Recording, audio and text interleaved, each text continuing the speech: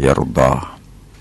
أشهد أن لا إله إلا الله وحده لا شريك له وأشهد أن سيدنا ونبينا محمدا عبده ورسوله لا نبي ولا رسول بعده.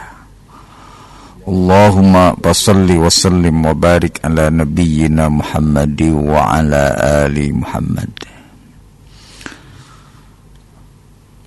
Amma ba'du. Pendengar Dakta dimanapun berada sore hari ini, berbahagia sekali saya Haji Acep Basuni dapat bertemu bersilaturahmi melalui ruang dengar di 107 FM Dakta yang kita cintai.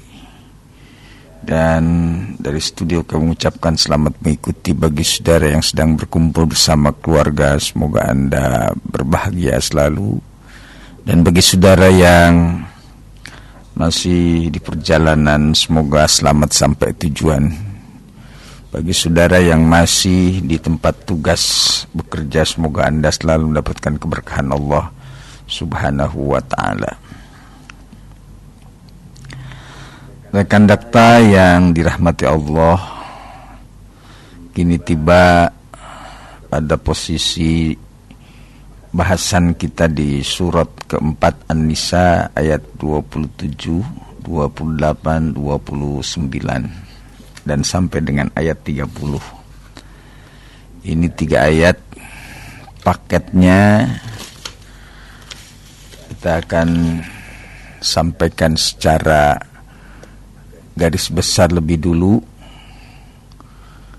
Setidaknya 3 hal penting yang merupakan pesan dari ayat 27, 28, 29 sampai dengan ayat 30. Yang pertama, Allah memerintahkan untuk kita senantiasa bertobat kepadanya. Kemudian lalu yang kedua, Allah menghendaki segala sesuatu itu keringanan, tidak mempersulit, tidak memberatkan.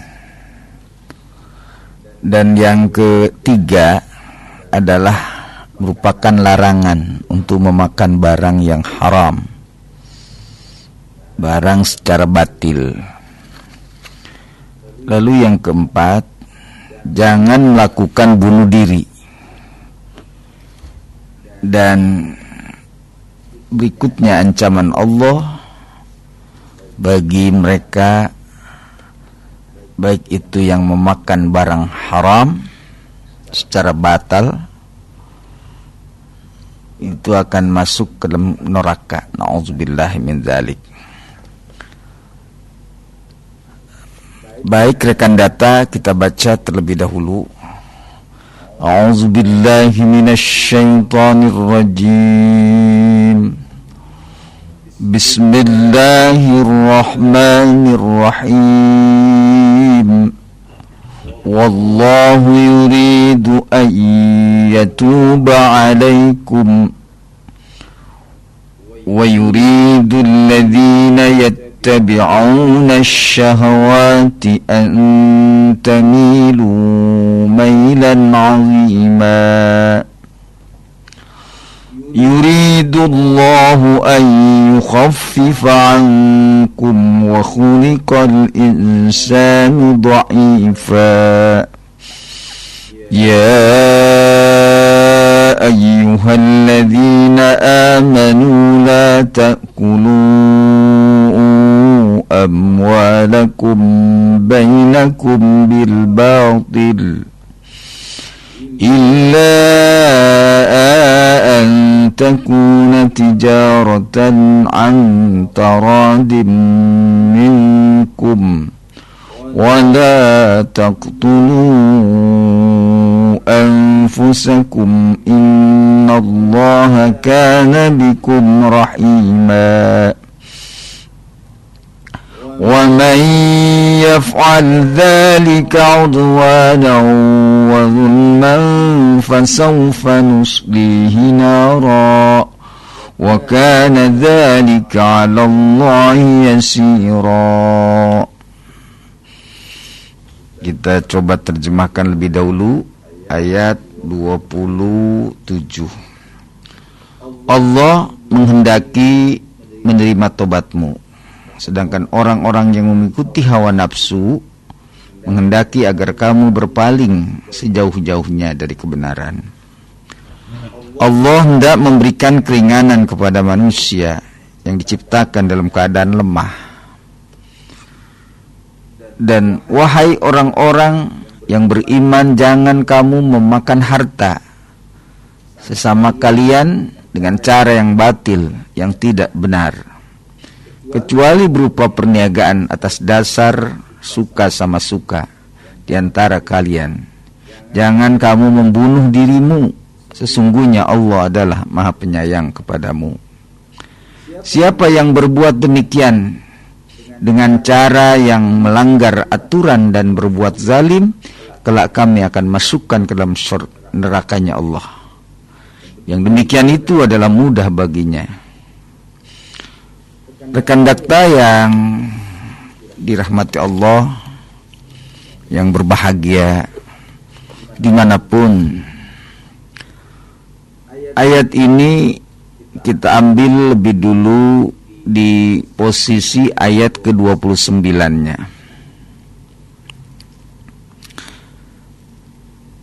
Larangan untuk memakan harta secara batil. Di sini ada ayat la ta'kulu amwalakum bainakum bil batil. Jangan kalian memakan harta mereka di antara kalian dengan cara yang batil. Nah, harta yang batil di sini yang dilarang oleh Allah untuk dimakan, karena ini hukumnya haram. Di sini diungkapkan dengan kata la ta'kulu. Dan kalau dalam ilmu gramatika ini fi'il nahi namanya. Nahi itu artinya larangan. Dan setiap larangan itu mesti haram, kecuali ada dalil khusus kalau dalam kaidah usul fiqih. Tadullu alal haram. Setiap nahi diucapkan, diungkapkan di dalam Al-Quran, itu menunjukkan keharuman perkara tersebut atau persoalan tersebut. An-nahyu, larangan dalam kaidah usul fiqih itu tadullu, menunjukkan haram. Jadi kalau ini dilarang memakan makanan di antara kalian dengan cara batil, itu jelas haramnya. Rekan dakta, kita akan lihat nanti ada beberapa tafsir di dalam Al-Quran tentang larangan memakan harta secara batal. Ini yang harus kita perhatikan. Ini hukum Allah, sifatnya mengikat kepada kita manusia. Yang pertama, kata batil ini ditafsiri di dalam Al-Quran, dalam tafsir Nawawi, tafsir Lubaid, itu dengan banyak penafsiran. Batil itu adalah al-ghasbu. Ini diantaranya. Nanti akan kita sampaikan apa-apa yang dilarang, yang merupakan cara yang batal, yang haram tentu.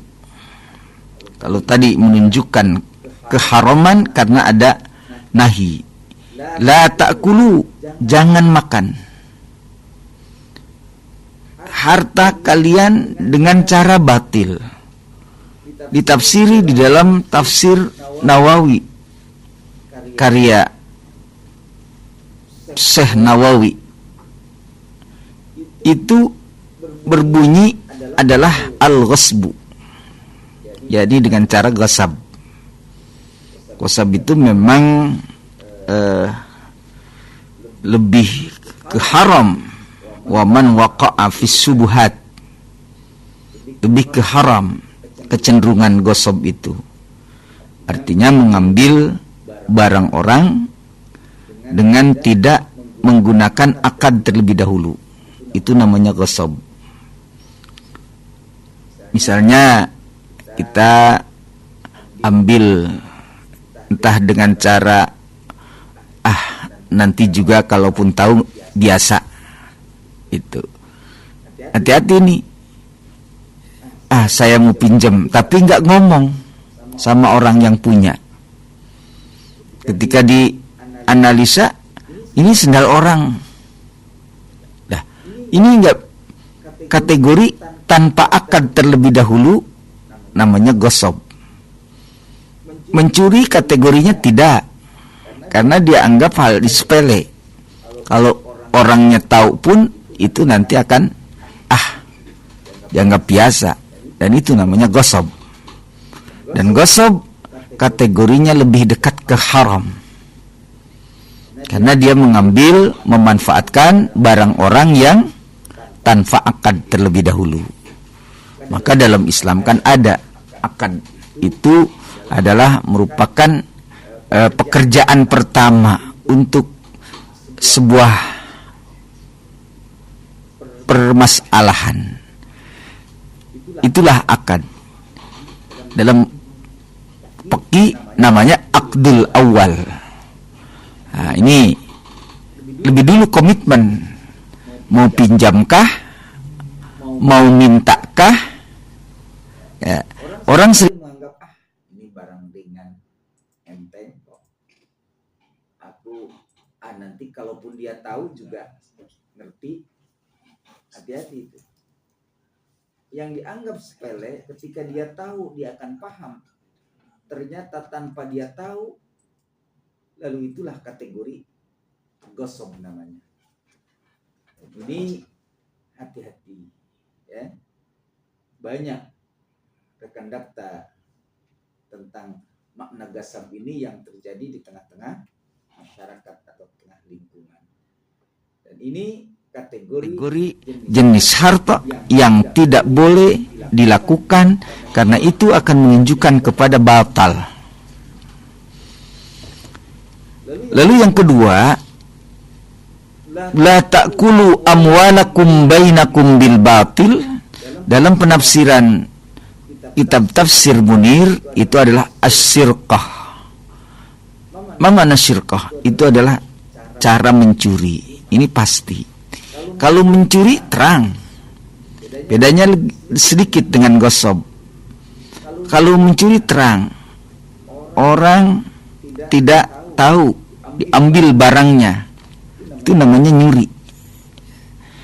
Nah, mencuri ini memang beragam. Ada mencuri orang motor, mencuri sepeda, pokoknya mencuri barang. Itu kategorinya syirkah, dan kategorinya haram.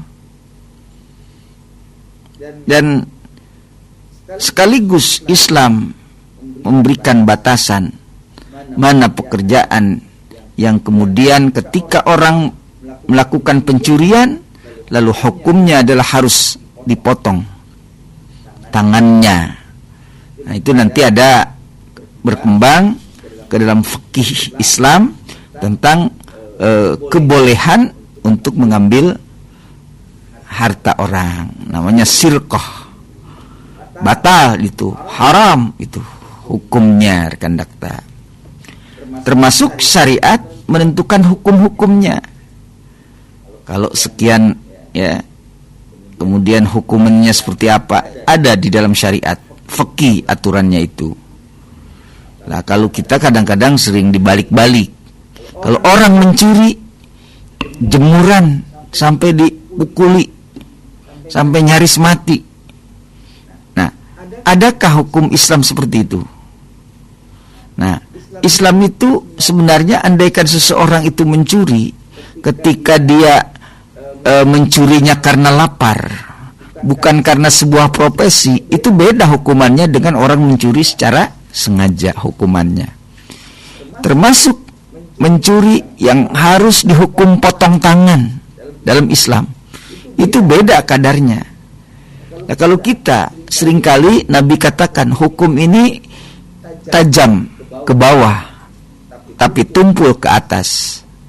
Orang mungkin sekarang lagi ramai soal kasus korupsi, di mana-mana terjadi. Mungkin ada yang miliar, mungkin ada yang triliun. Itu kategori sirkoh juga, kategori mencuri juga. Lah, hukumnya tentu berbeda. Yang triliunan, yang miliaran, ya. Kemudian dibanding dengan hukum orang mencuri jemuran, secara hukumnya beda. Kalau mencuri jemuran ini lebih tajam karena orang kecil. Tapi mencuri harta negara, kekayaan negara, malah tenang-tenang. Itu dulu-dulu. Kalau sekarang mudah-mudahan ya koruptor-koruptor ini oleh Pak Prabowo sedang dibereskan. Disampaikan maling-maling, kata Pak Prabowo. Luar biasa ini ya. Dia akan kemanapun akan dikejar sama Pak Presiden. Nah, ini jelas namanya mencuri, sirkoh juga. Keharamannya, hukumannya juga pasti berbeda dengan orang kecil yang hanya sekedar mengambil jemuran orang. Nah, tapi sisi pekerjaannya tetap haram. Sisi hukumnya pasti berbeda. Nah, seringkali kembali saya sampaikan bahwa hukum mencuri, hukum ini lebih tumpul ke atas tapi lebih tajam ke bawah. Ini kalau kita buat sebuah perbandingan. Nah, kalau akhir-akhir ini jelas bagaimana dulu Rasulullah Shallallahu Alaihi Wasallam mengisyaratkan bahwa nanti satu ketika hukum itu akan menjadi tumpul ketika ke atas. Nah, maka orang yang korupsi, yang miliaran, yang triliunan, ya tertawa-tawa, ya hukumannya juga ringan. Bahkan nanti dia bisa beli segala sesuatu, mungkin ada untungnya hasil korupsinya. Tapi bagaimana orang kecil yang hanya mencuri jemuran, dia harus meregang nyawa, dan tidak sedikit dihakimi masyarakat orang yang mencuri, dan hukumnya jelas ada di dalam Islam. Nah, ini juga batil yang kedua di dalam surat 29, surat keempat ayat 29, la ta'kulu amwalakum bainakum bil batil. Jangan kalian memakan harta secara batil. Yang ketiga adalah khianat. Khianat ini juga pekerjaan yang haram. Kita diberikan amanah, diberikan kepercayaan oleh atasan, siapapun kita, apapun profesi kita, jangan sekali-kali berkhianat. Iya, ini ketentuan dari Allah. Maka kan khianat itu bagi seorang pemimpin sesungguhnya mustahil bagi Nabi. Sejatinya ini menjadi contoh buat siapapun kita yang diberikan amanah oleh atasan, oleh pimpinan. Karena ketika khianat sudah otomatis. Nah, ini keluar sesungguhnya dari visi misi dulu ketika Nabi dan Rasul diwajibkan untuk selalu amanah atas perintah Allah. Maka sifat Nabi dan Rasul yang wajib, yang melekat dalam dirinya, diantaranya khianat. Ada sifat-sifat yang mengingatkan kita, ada siddiq, ada amanah, ada tabligh, ada fatonah. Nah, itu sifat-sifat yang melekat dalam diri Nabi dan Rasul, dan wajib hukumnya bagi mereka. Nah, termasuk siapapun kita yang diberi amanah, sejatinya orang-orang yang akan diberikan amanah, yang memberikan amanah, maka memiliki sifat-sifat Nabi dan Rasul, yang di sana adalah hindari dari khianat, lakukan amanah, manfaatkan kepercayaan atasan, manfaatkan jabatan, agar kita tidak masuk dalam kategori khianat. Karena ini pekerjaan yang haram, dan ketika ada makanan pun, ketika ada uang pun, maka hasil khianat itu adalah sama dengan sirqah, dengan mencuri, yang tadi dikatakan di dalam Al-Quran surat la ta'kulu amwalakum bainakum bil batil. Mirkan. Nah, maka sedapat mungkin apapun yang kita emban dalam kehidupan ini, atau bahkan sekecil apapun, upayakan jaga amanah ini. Jangan sampai kemudian kita khianati, karena itu akan bertanggung jawab. Bahkan nanti akan terjadi beberapa efek hasil dari makanan yang dihasilkan melalui gosok, dihasilkan lewat curi, dihasilkan lewat khianat. Nanti ada beberapa yang menjadi efek bagi orang atau si pelaku tersebut. Ini adalah sesungguhnya yang diamanati Allah cukup lumayan banyak. Ketika kita melihat dalam sebuah tafsir bahwa ternyata batal itu adalah ada macam, di dalamnya ada gosok, ada mencuri, ada khianat, dan ada yang keempat adalah qumar. Qumar itu manhu adalah judi. Nah, ini juga hasil judi yang saat ini sedang marak di mana-mana, lewat judi slot, judi yang lain-lain. Itu adalah kategori haram hukumnya. Nanti maka akan kita kembangkan efek dari gosok, dari sirkah, dari khianat, dari judi, qumar. Itu semua berefek ke dalam diri manusia. Ini karena penting ini kita jaga, jangan sampai terjebak ke dalam dunia perjudian. Karena ketika kita dapat pun itu hanya bagian dari janji yang mengawali, yang sesungguhnya ketika kita dapat satu maka 10 kali tidak. Maka ketika kita dapat 10 kali 100 kali tidak. Maka ketika dapat kita 100 kali 1.000.000 kali kita tidak akan dapat. Karena itu hanya dari iming-iming. Itulah yang di antara tipuan orang-orang yang melakukan judi. Gak ada orang yang judi kaya, gak ada. Yang judi itu pasti miskin. Ini hati-hati sekarang, sedang marak judi slot, di mana-mana terjadi judi online itu, rekan dakta. Hati-hati, ini adalah amanah dari surat An-Nisa ayat 29. Jangan kau makan harta dengan cara batil. Dan cara batil ini yang keempat adalah dengan cara judi. Lalu rekan dakta, ada juga tafsiran dari kata batil, itu adalah riba. Riba ini juga adalah bagian dari cara yang dulu ketika orang-orang jahiliyah, dia tidak ngurusi lagi soal ada penekanan kepada orang, dan itu terjadi di mana-mana, dan itu disebut dengan riba. Bagaimana ketika kalau kita melihat di kampung-kampung ada rentenir datang mengiming-imingi modal, uang, dipinjamkan sekian, mendapatkan sekian, dia harus kembalikan sekian. Hati-hati ini. Itu rentenir. Kalau di kampung dulu, entah sampai sekarang masih berjalan atau tidak, namanya Bank Emok.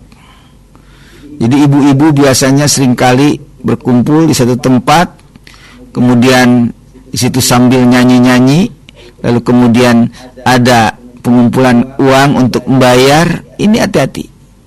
Kayak model begini juga.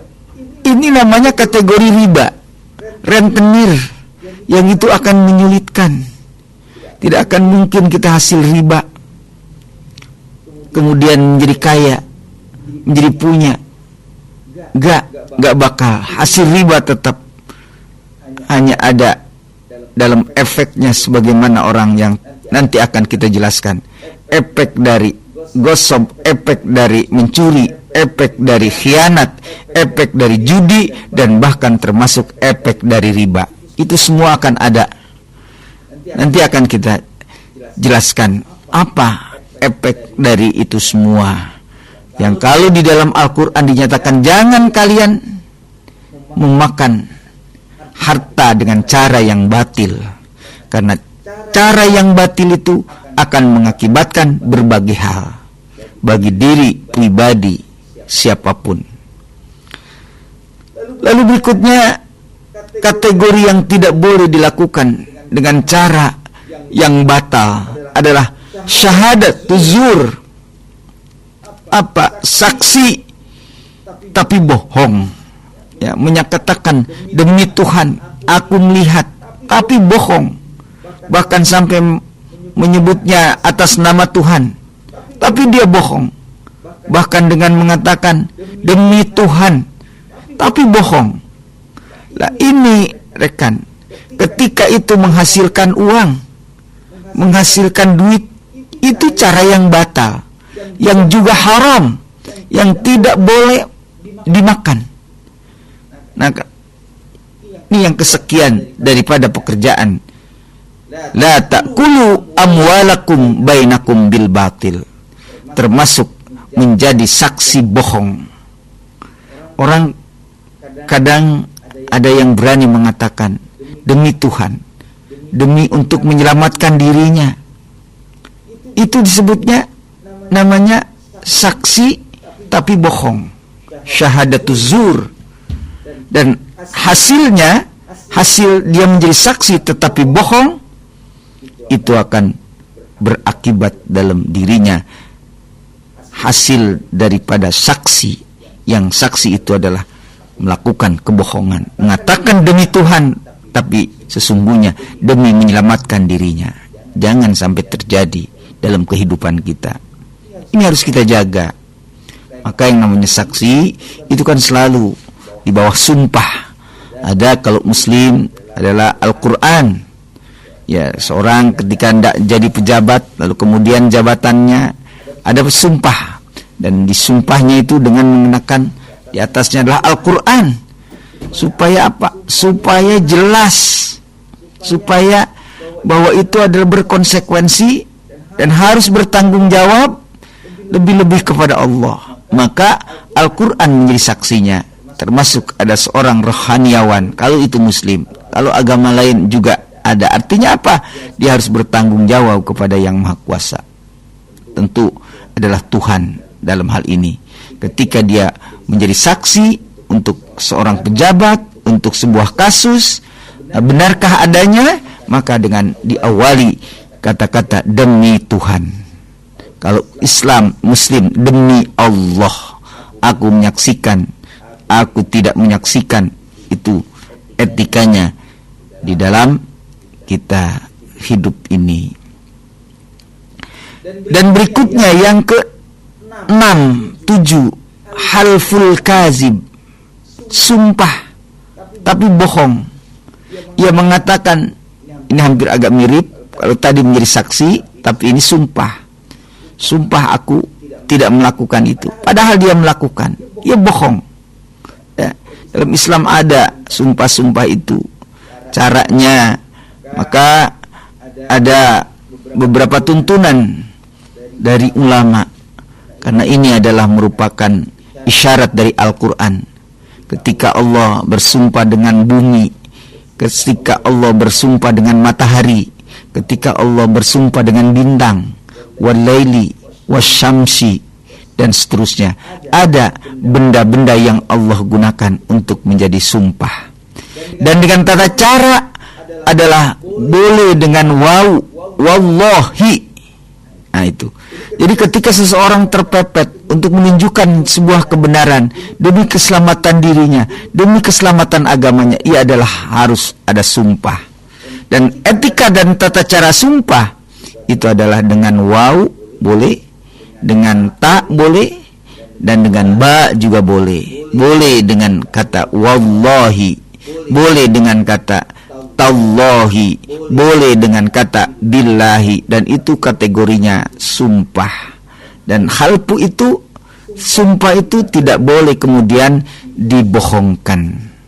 Harus kita jujur ketika memang itu benar, ketika memang itu salah, itu harus kita ucapkan, harus kita katakan halful kadzib, sumpah bohong.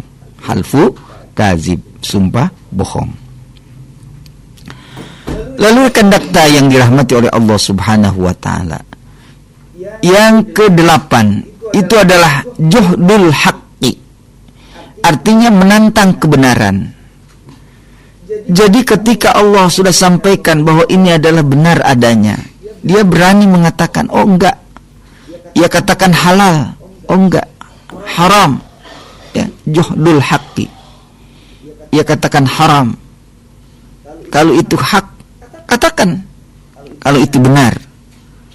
Ini adalah sebuah konsekuensi. Dalam kehidupan kita ada hak dan batil. Maka dalam mencari harta, memakan harta, harus tidak dengan cara yang batil. Maka ada persyaratan tadi ketika gasab, ketika sirkoh, ketika khianat, ketika berjudi, ketika riba, ketika menjadi saksi tapi kemudian saksinya yang jahat dan bohong, dan yang terakhir adalah ia menantang kepada kebenaran. Dan harta-harta yang didapatkan hasil itu semua maka disebut kategori dengan kategori yang batal. Rekan dakta yang dirahmati Allah, yang saya muliakan, lah ini ternyata harta yang didapatkan lewat ini semua itu akan mengalami dan berefek kepada pribadi seseorang. Antara lain, ulama menyampaikan ketika orang yang tidak melepaskan dari pekerjaan-pekerjaan yang menyebabkan daripada keharaman semua itu, harta yang dia dapatkan lewat tadi semua akan berefek kepada dirinya, kepada kerusakan tubuh, rekan dakta. Ya, jadi orang yang dengan khianat itu akan berefek kepada tubuhnya. Ya, akan berefek. Coba saja dirasakan. Coba saja dia lihat orang yang suka berbohong itu mesti ya tubuhnya rusak itu. Ya. Karena itulah Allah menunjukkan bahwa ketika kelakuannya tidak orang tahu, tetapi Allah tahu, Allah bukakan lewat kerusakan tubuh, di mana hasil dia ghasabnya, di mana hasil dia selama ini mencurinya, di mana hasil selama ini adalah khianatnya, di mana hasil selama ini dia adalah berjudi, dia riba, memakan riba, dia menjadi saksi yang bohong, menjadi sumpah yang bohong, lalu kemudian dia menantangkan kebenaran, dia akan rusak tubuhnya. Ini adalah yang harus kita perhatikan, dan kita harus merasa takut akan efek dan akibat dari perbuatan khianat. Jadi memakan harta yang batil, memakan harta yang merusak, memakan harta yang haram akan menjadi yang kedua, gangguan pada mental, spiritual. Di dalam Al-Quran jelas orang yang memakan harta riba, kama yatakhabbatuhu syaitan, seperti orang gila, orang stres. Karena apa yang dia makan? Yang dia makan adalah barang haram. Maka kalau kita lihat beberapa efek di sini adalah ulama telah menganalisa bahwa hasil daripada orang yang memakan harta daripada harta yang batil adalah termasuk yang berikutnya, jelas akan mempengaruhi perilaku, akan mempengaruhi akhlak. Orang mau benar itu kadang-kadang lewat dari makanan. Maka termasuk untuk untuk mempengaruhi perilaku seseorang, itu pun juga yang harus kita jaga, bahwa makanan itu yang harus kita hasilkan adalah harus dengan cara yang halal, bukan kemudian dengan cara haram, karena akan berefek kepada bukan hanya dirinya, tetapi juga boleh jadi anak, boleh jadi cucu, dan semua keturunan hasil barang haram. Itu akan tidak mungkin mereka akan menjadi baik. Pasti dia akan memiliki perilaku yang jelek. Silakan saja dicoba. Empanin anak kita, empanin cucu kita atau siapapun. Kalau dengan cara yang haram, itu pasti akan berperilaku. Anak itu sulit untuk menjadi benar. Anak itu sulit untuk menjadi anak yang soleh. Kalau empannya ini, kalau masukkan makanannya ini dengan cara yang haram, maka menjadi penting. Maka disebut akan mempengaruhi perilaku. Rekan Dakta, ini adalah merupakan ulama yang telah menganalisa bahwa semua pekerjaan yang tadi dihasilkan dari pengharaman, maka akan berpengaruh dalam perilaku dirinya. Kemudian berikutnya, rekan Dakta, akan menimbulkan penyakit. Mungkin tadi disampaikan kerusakan pada tubuh, ya, mungkin timbul di muka, mungkin timbul di apa. Hasil khianat dari harta itu akan berefek, akan tumbuh daripada menjadikan penyakit, dan bahkan yang terakhir akan menyebabkan dari adanya kematian. Jadi orang yang terlalu banyak khianat, itu pasti dirinya akan berakhir dengan kebinasaan. Na'udzubillahi min zalik. Ini rekan Dakta yang dirahmati Allah, hari ini adalah kita mendapatkan tentang harta yang batil yang tidak boleh kita lakukan, karena kebatilan itu akan berefek kepada kehidupan, kerusakan pada tubuh, kepada gangguan mental, akan mengurangi pahala, mempengaruhi akhlak perilaku, akan menimbulkan penyakit, dan akan menimbulkan kematian. Namun karena di ayat awal ini Allah sudah perintahkan, berikutnya adalah kalian harus bertobat. Allahu innallahu yuridu ayyatuba alaikum. Ini perintahnya untuk kita bertobat. Stop apa yang selama ini kita lakukan. Mungkin kebatilan, keharaman yang akan berakibat kepada diri kita, diri keluarga. Ini adalah harus kita hentikan segera. Dan Allah pasti menerima tobatnya sepanjang tobat kita adalah dengan serius dan benar. Dan yang paling akhir tadi, di dalam ayat ini kita dilarang untuk melakukan bunuh diri. Karena stres, kemudian kita ambil jalan pintas, itu juga dilarang oleh Allah. Tapi Allah Maha Besar dan Maha Penerima Tobat. Maka diawali dengan kata-kata, Wallahu yuridu ayyatuba alaikum wa yuridul ladina yattabi'una syahawat antamilu mailan azima. Rekan Dakta yang dirahmati Allah, tentu harapan kami mudah-mudahan bermanfaat dan masukan untuk kita semua, bahwa di dalam hidup ini harus kita jaga agar jangan sampai terjebak kepada makanan-makanan atau cara berusaha dengan haram dan batil. Wallahu a'lam bishawab. Dan nanti insyaallah di pertemuan berikutnya adalah di ayat yakni 32, dan ini juga adalah penting untuk kita. Demikian, yang benar adalah milik Allah, datang dari Allah. Yang salah adalah milik saya pribadi, Haji Ajat Basuni. Mohon undur diri. Wallahul muwaffiq. Assalamualaikum warahmatullahi wabarakatuh.